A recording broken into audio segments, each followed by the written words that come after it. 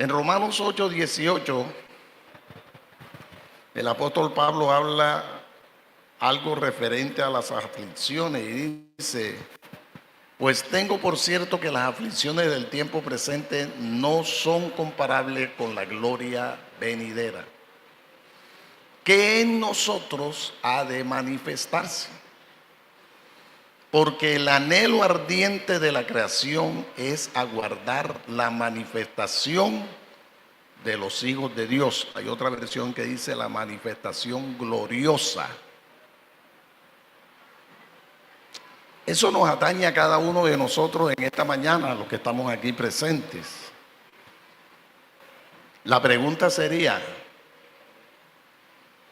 ¿somos la iglesia hoy por hoy la manifestación gloriosa de los hijos de Dios?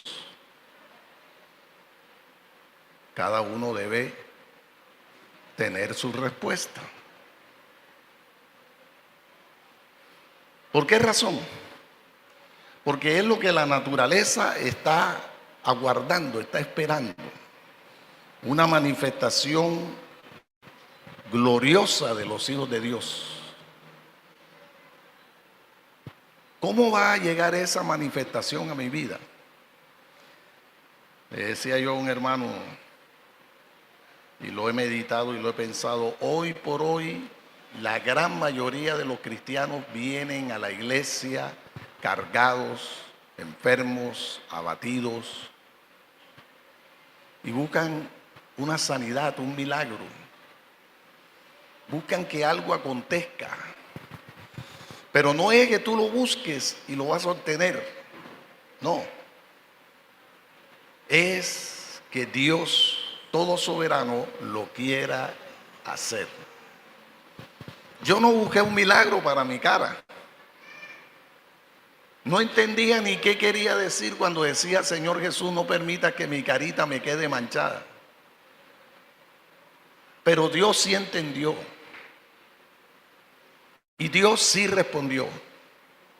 Entonces puedo decir con certeza que Dios responde, como dice la palabra, mucho más abundantemente de lo que pedimos o esperamos recibir.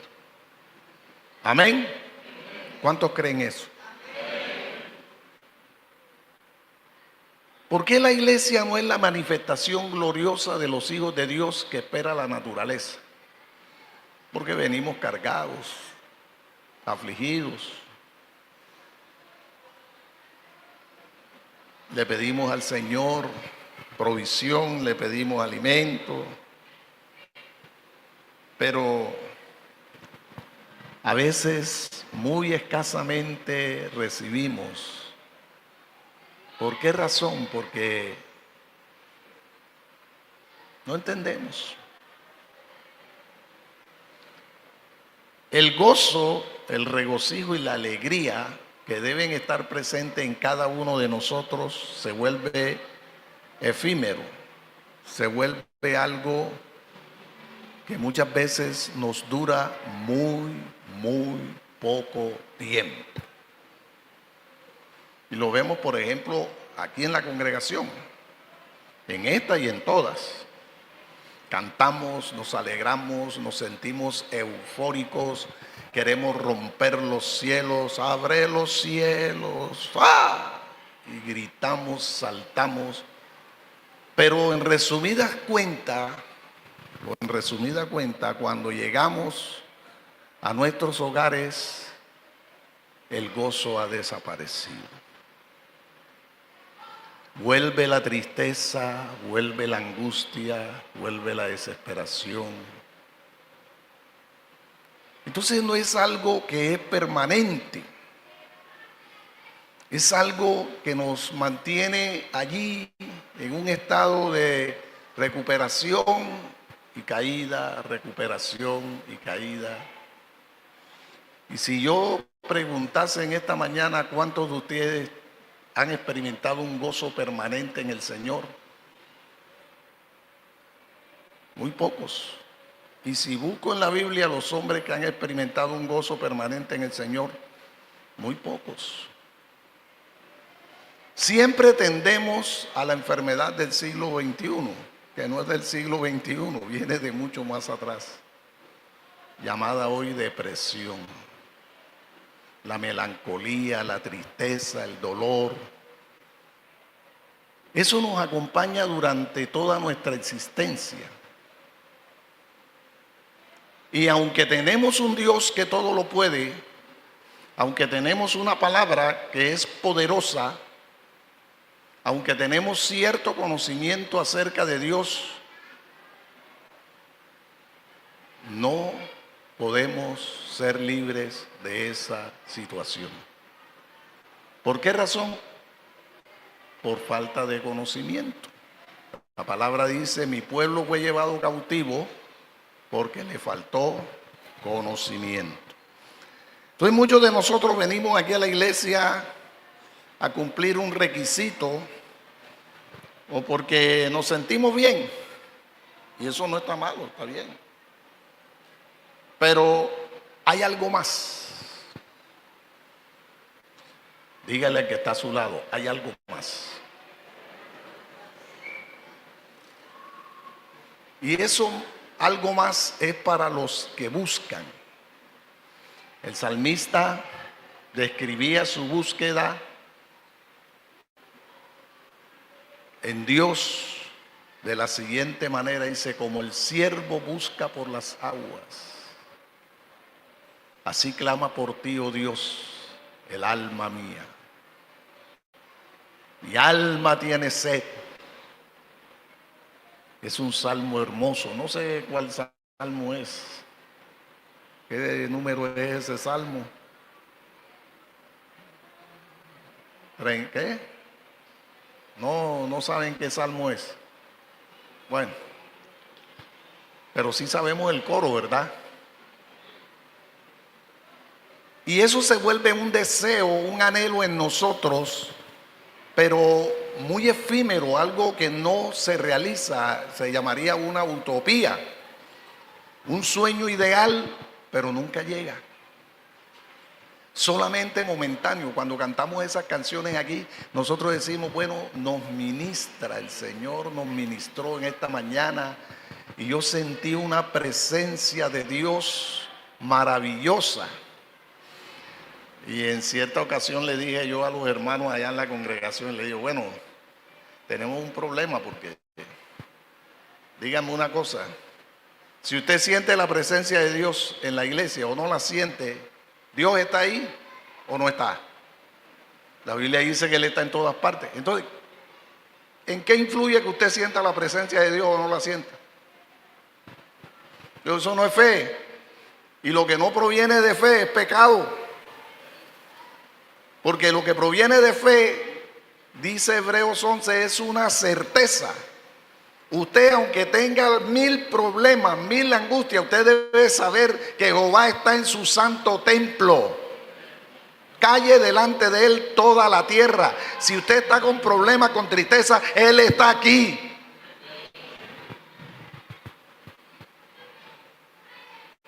Y eso me llena de regocijo porque la palabra dice que en la presencia de Dios hay plenitud de gozo. No es un gozo efímero, no es un gozo pasajero, no es un gozo escaso, es un gozo que lo llena todo. La palabra dice la plenitud de aquel que lo llena todo y en todo. Dios es así.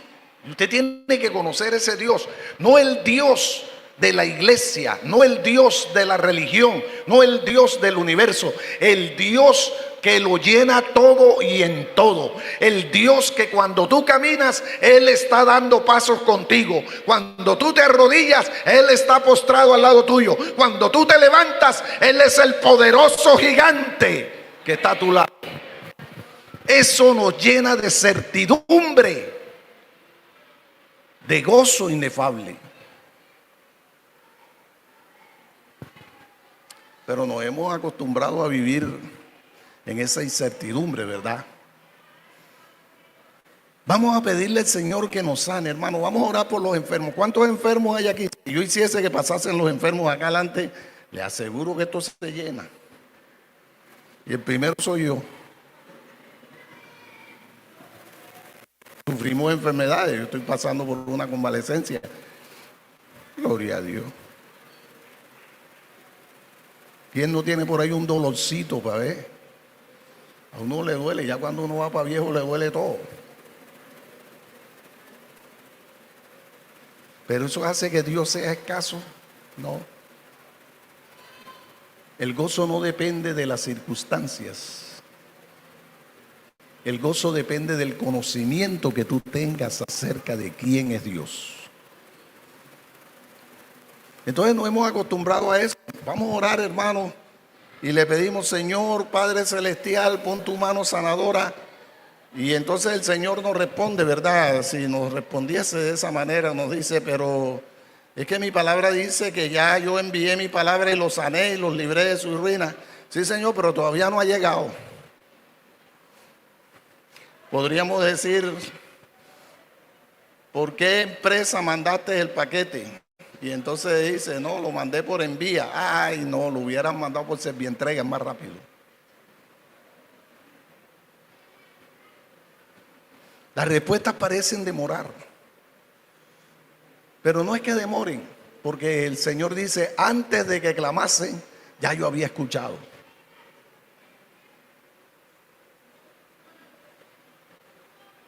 Y el apóstol Pablo dice, el apóstol Pedro dice: todas las cosas que pertenecen a la vida y a la piedad nos han sido dadas por su divino poder.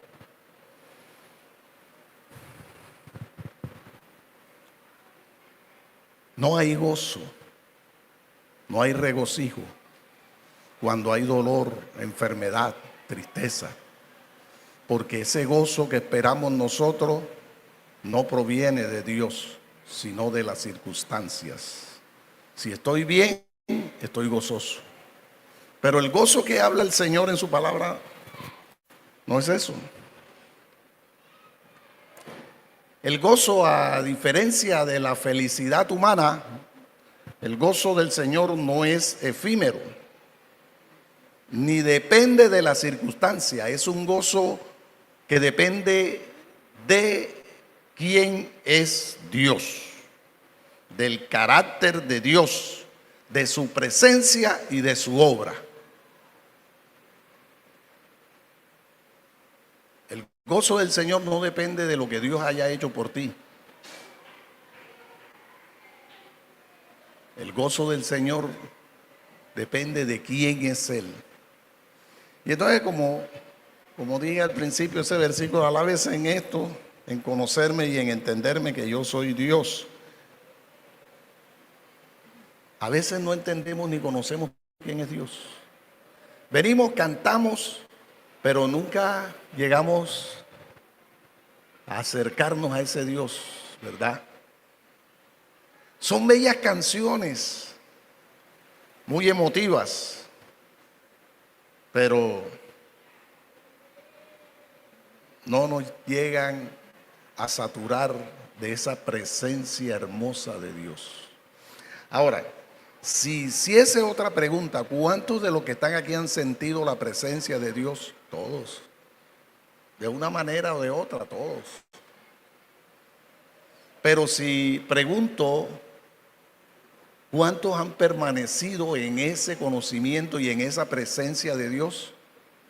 Pocos. Tal vez ninguno.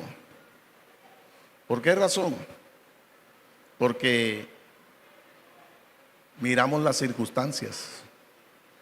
Hay un hombre en la Biblia llamado Jeremías que en cierta ocasión habló con el Señor y le dijo a Jeremías en el capítulo 15, del versículo 15 en adelante, Jeremías oraba a Dios y le dijo: tú lo sabes, oh Jehová, acuérdate de mí y visítame, y véngame de mis enemigos. No me reproches en la prolongación de tu enojo. Sabes que por amor de ti sufro afrenta. Fueron halladas tus palabras y yo las comí, y tu palabra me fue por gozo y alegría de mi corazón, porque tu nombre se invocó sobre mí, oh Jehová, Dios de los ejércitos. No me senté en compañía de los burladores, ni me engreí a causa de tu profecía. Me senté solo, porque me llenaste de indignación. ¿Por qué fue perpetuo mi dolor y mi herida desahuciada no admitió curación? ¿Serás para mí como cosa ilusoria, como aguas que no son estables? Por tanto, así dijo Jehová. Después veremos la respuesta. Pero esta pregunta de este profeta es muy profunda. ¿Por qué fue perpetuo mi dolor? Jeremías estaba sufriendo. Jeremías sentía que a pesar del servicio que le prestaba a Dios, a pesar de su celo de apartarse de los transgresores y de cumplir con el mandamiento y de recibir la palabra de Dios con gozo en su corazón, había sufrimiento. Nosotros queremos tapar, como cristianos, como personas, queremos tapar el sufrimiento en nuestra vida, pero no lo enfrentamos, no lo curamos.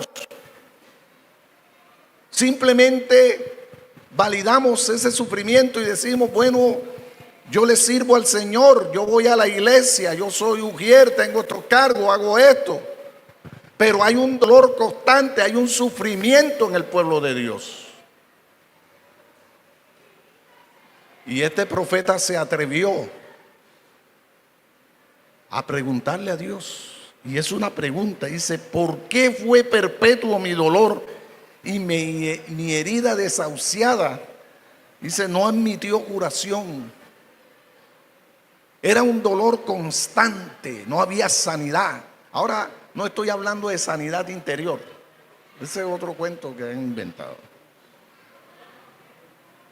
Yo estoy hablando de la vida real que usted y yo hemos pasado. ¿Cuántas veces nos hemos sentido desahuciados de parte de Dios?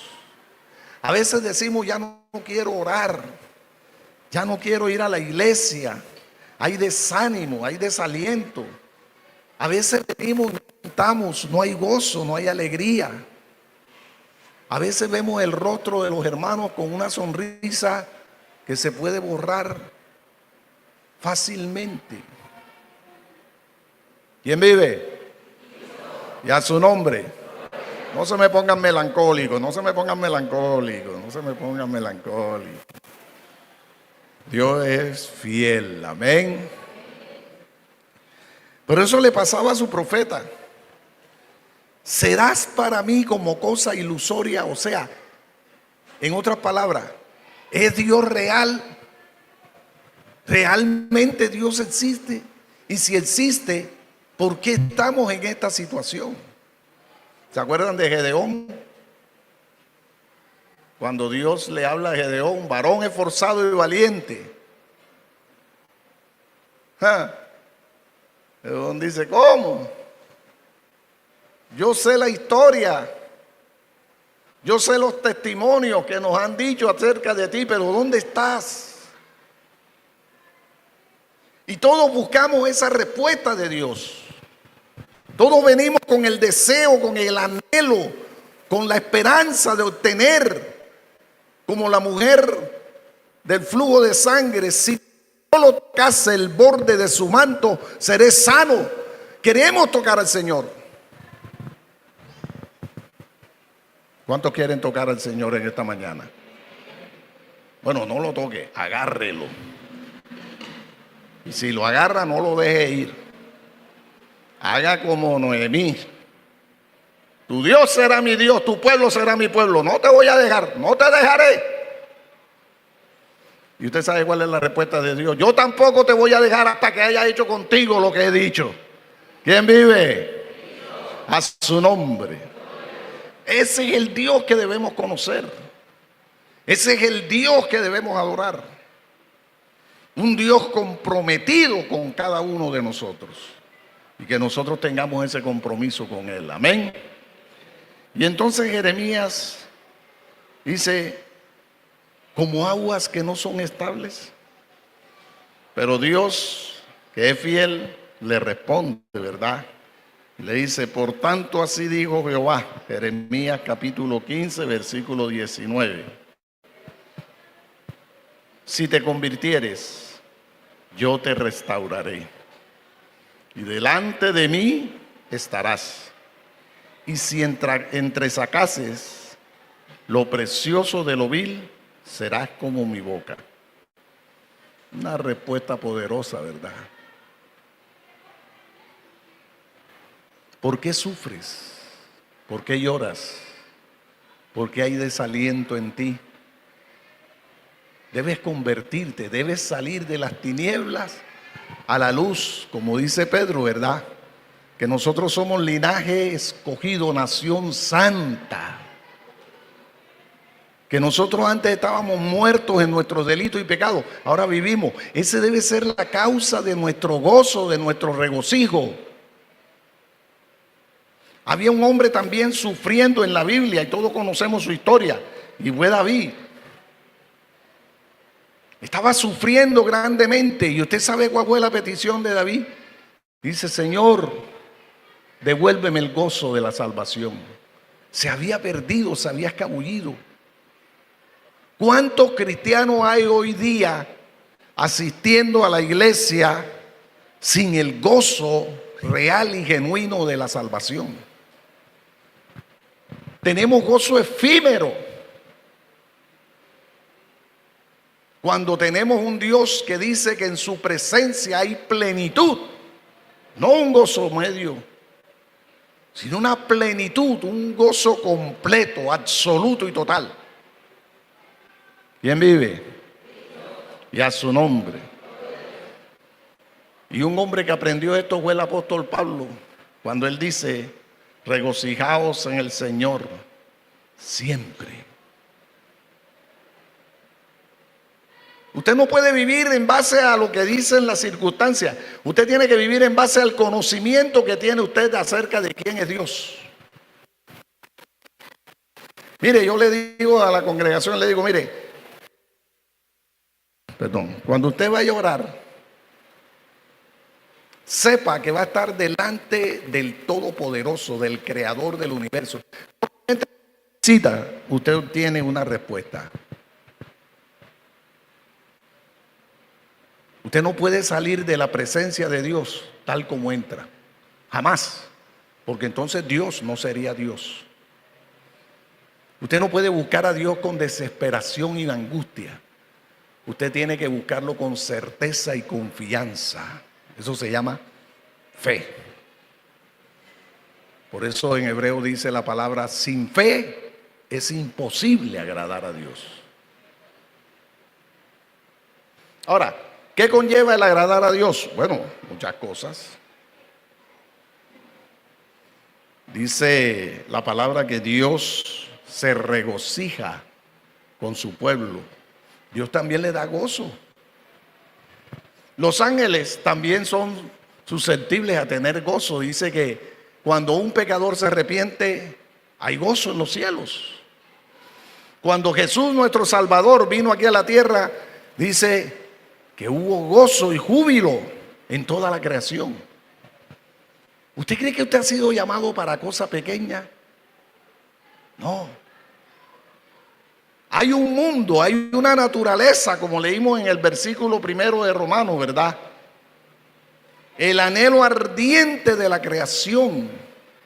Hay un mundo deseando que usted logre conectarse con ese Dios y mantener un flujo constante de gozo y de alegría. Ahora, tal vez usted me diga, eso es imposible para nosotros.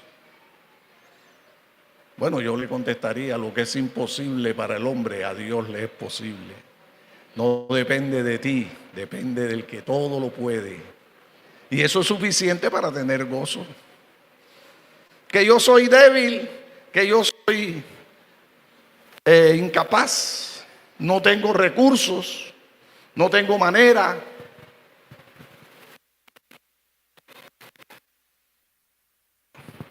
Dios se ría como se rió delante de Gedeón.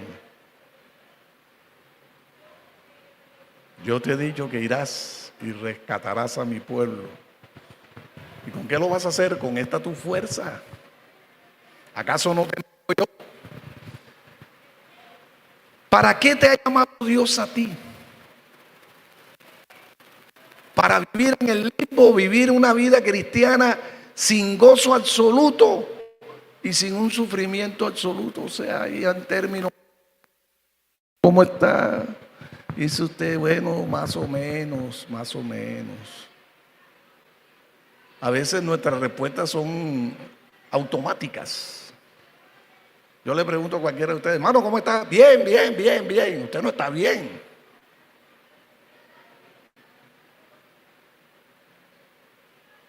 Tal vez expresemos nuestro deseo de estar bien. Pero muchos estamos como Jeremías, pasando por duras pruebas. Pero a pesar de todo eso, Dios permanece fiel. La fuente del gozo y de la alegría en la Biblia es una fuente más profunda que la que ofrece el mundo. La naturaleza de estas emociones en la vida del creyente proviene de Dios, no de las circunstancias. Hay un hombre en la Biblia llamado Habacuc. Profeta Habacuc dice, aunque la higuera no florezca, él retrata un panorama apocalíptico. Ni en las vides haya fruto. Aunque falte el producto del olivo y las vacas no den mantenimiento. Pero al final, él encuentra la fuente de su felicidad. Dice, con todo yo me alegraré en Jehová. Aleluya. Ese sí supo, ¿verdad? Y me gozaré en el Dios de mi salvación. Yo me gozaré. ¿Se acuerdan ese coro? Así debe ser la vida del cristiano. Tú no viniste aquí a buscar la solución de tu problema. Tú viniste aquí a adorar al Rey de Reyes, Señor de Señores, el que te ha sacado de las tinieblas a su luz admirable. Que dice que tú eres nación santa, pueblo adquirido, el que dice que tú eres la luz del mundo, el que dice que todo lo puedes en Cristo Jesús que te fortalece. Ese es el punto de tu iglesia, ese es el punto de tu fe, ese es el punto de quiénes somos nosotros en Cristo Jesús. Lo demás no importa. No hubo desayuno, bueno, Jehová ha provisto. Porque hemos llenado nuestra vida de deseos, de cosas. Y dice Santiago, pedí y no recibí, porque mal pedí para vuestros deseos y pasiones. Pero cuando tú pides para la gloria de Dios, todo es diferente.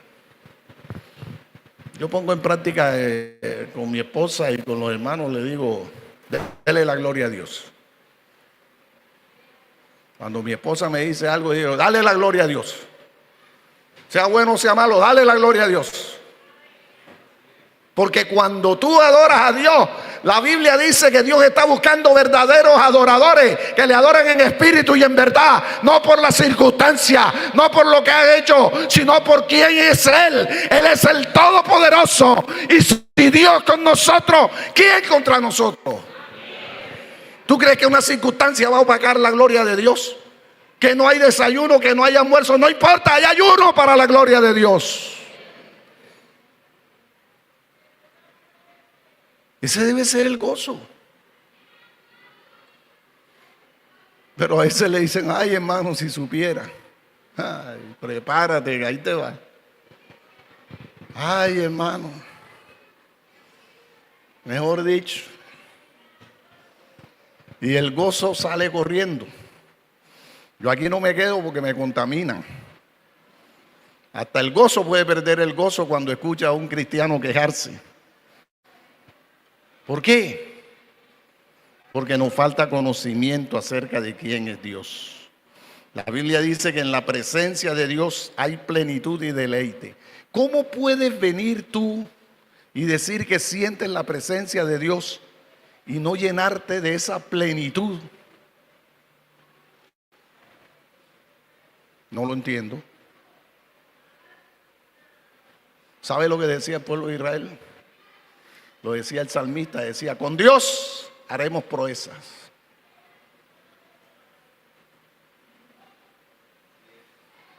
Prediqué un mensaje allá en la iglesia, que decía lo que podemos hacer con Dios. Y le hablé de ese pasaje cuando el apóstol Pablo dice, todo lo puedo en Cristo Jesús que me fortalece. Y yo hacía la pregunta, ¿quién lo puede? ¿Usted sabe cuál es el problema más grande de la iglesia? Que no se involucra. El apóstol Pablo se involucró y dice, todo lo puedo, ¿quién lo puede? Él. Nosotros decimos, Dios lo puede todo. Usted sabe cómo oramos nosotros. Dios mío, pon tu mano sanadora. Y usted sabe lo que dice la palabra. Ve los enfermos.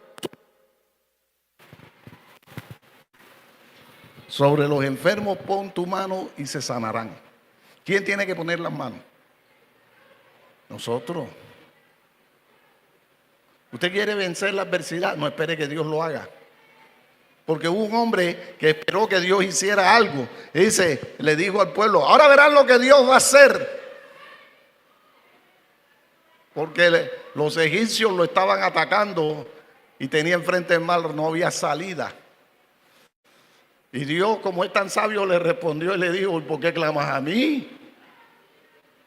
Dile a este pueblo que marche, usa la vara.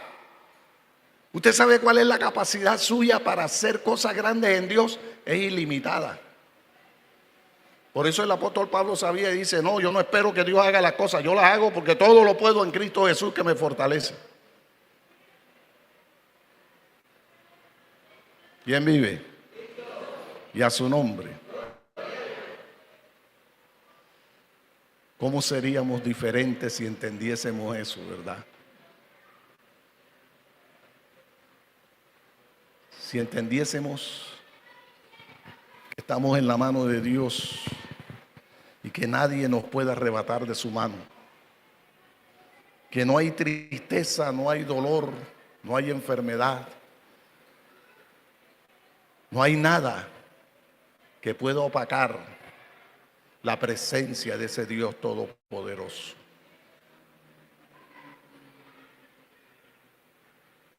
Aleluya. Gloria a Dios. Dice la palabra, el gozo del Señor es vuestra fortaleza, lo decía Nehemías. Esto presenta el gozo no como una acción pasiva, como algo que tú recibes y lo depositas. No, es una fuerza poderosa. ¿Sabes lo que dice la palabra? Que Dios está buscando verdaderos adoradores que le adoren en espíritu y en verdad. Dios está más deseoso de hacer cosas grandes en nosotros que lo que nosotros estamos deseosos de que las haga. Dios muchas veces dice, ¿por qué me detienes? ¿Por qué no caminas? ¿Por qué no andas? ¿Por qué no has creído que yo soy el Todopoderoso, que puedo hacer cosas grandes? ¿Por qué no has creído que he preparado buenas obras desde antes de la fundación del mundo para que tú andes en ellas? ¿Por qué no has creído que te he llamado con llamamiento santo? ¿Por qué no has creído, iglesia, de que todo lo puedes si yo estoy contigo? Si estoy contigo, todo es posible, iglesia. ¿Por qué no has creído eso? ¿Por qué te regocijas a media en mi presencia cuando yo soy la plenitud de tu gozo? Yo soy el que todo lo puedo, dice el Señor, aleluya. ¿Por qué temes a las circunstancias? ¿Por qué temes a la situación? Cuando yo soy el Dios que hago todas las cosas nuevas, dice. ¿Por qué temes?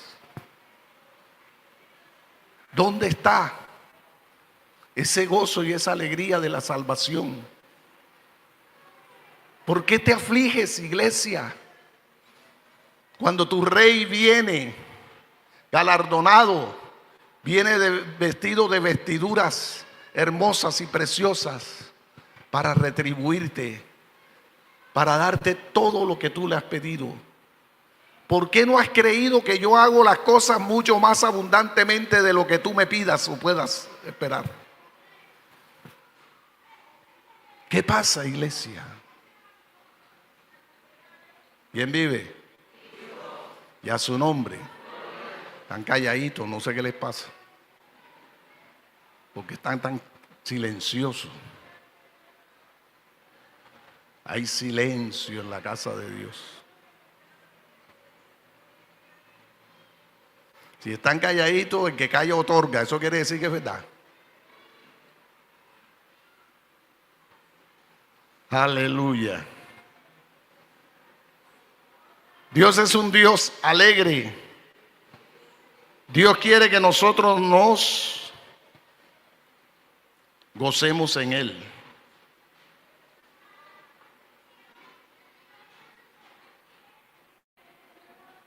¿Qué tenemos? Y otro pasaje es el apóstol Pedro. El apóstol Pedro llega a la puerta de la iglesia La Hermosa.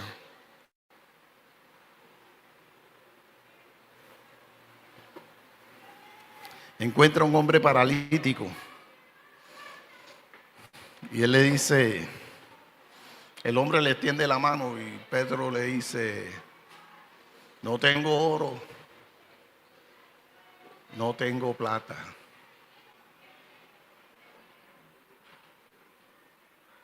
Esa es una respuesta que espanta a cualquiera.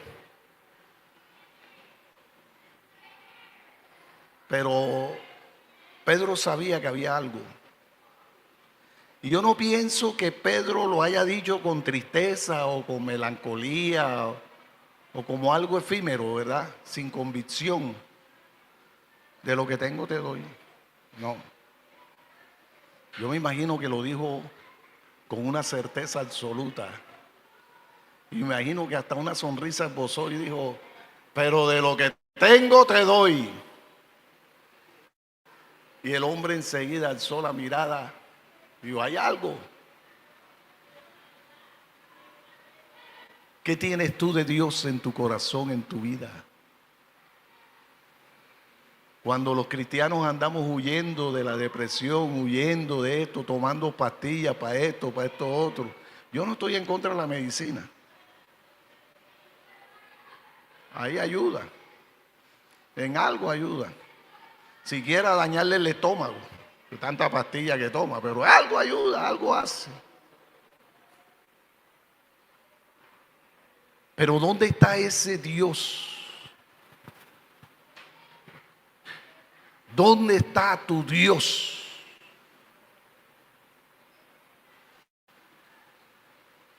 Los cielos son el estrado de sus pies. Y había un coro que decía, mi pequeño corazón, su templo es. La palabra dice que somos templo del Espíritu Santo. Y si Dios con nosotros, ¿quién contra nosotros? ¿Podríamos nosotros responder como dijo Pedro? No tengo oro, no tengo plata, pero hay alguien que está conmigo y como poderoso gigante. En el nombre de Jesús, levántate y anda.